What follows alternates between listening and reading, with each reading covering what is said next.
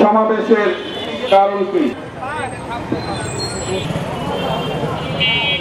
এই ঈদে জামা জুতো অ্যাক্সেসরিজের ডিসকাউন্ট। এই রংপুরে যে বরাদ্দ না দেয়া তার একটা উল্লেখযোগ্য প্রধান একটা ঘটনা বলতে পারেন। আজকে তাদের যে মনে হয়েছে, যে জেলায় যে বিভাগে মনে হয়েছে, তারা সেই জেলায় সেই বিভাগে তাদের ইচ্ছা মতো বরাদ্দ দিয়েছে, তাদের ইচ্ছা মতো বাজেট দিয়েছে। একটা রাষ্ট্রের কখনো এইরকম নিয়ম চলতে পারে না। আমরা বলতে চাই, বৈষম্যের ধারাবাহিকতায় রংপুরের মানুষ যে বৈষম্যের শিকার হয়েছে, আগামী জাতীয় বাজেটে আমরা রংপুরের মানুষ সেই বৈষম্য দেখতে চাই না।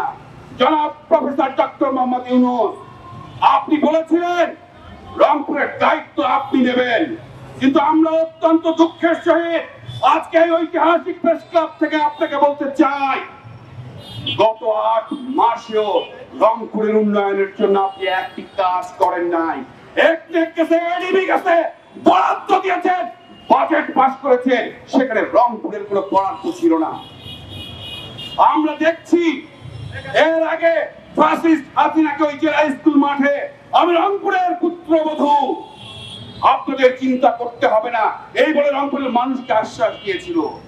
একই সুর আপনার কণ্ঠেও আমরা দেখেছি।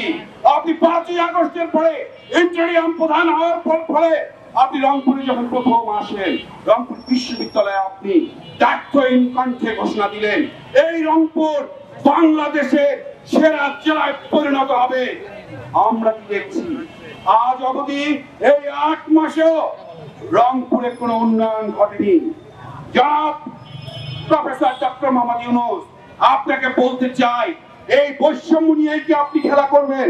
আগামী দিনের মানুষ, রংপুরের মানুষ যে বৈষম্যের ধারাবাহিকতায় ছিল সেটাই কি চলবে, নাকি সত্যিকার অর্থে আগামী জাতীয় বাজেটে রংপুরের মানুষের ভাগ্য উন্নয়নের জন্য অতিরিক্ত বরাদ্দ দিয়ে রংপুরের মানুষের উন্নয়নের যে দ্বার সেটা উন্মোচিত করবেন?